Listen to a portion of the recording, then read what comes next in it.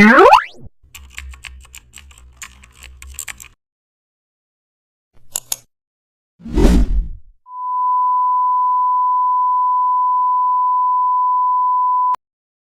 back to the channel. Don't forget to like, share and subscribe for more updates. Today we are make realistic shadow integration with Blendif.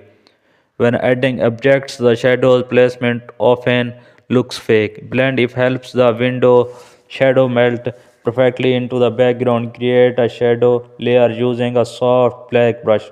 Open layer style and move the underlying layer highlight slider.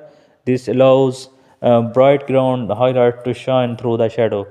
It makes the shadow appear naturally observed by the surface. Split slider for smooth transition, reduce opacity and soften edges for realism. Now add a blur filter if needed.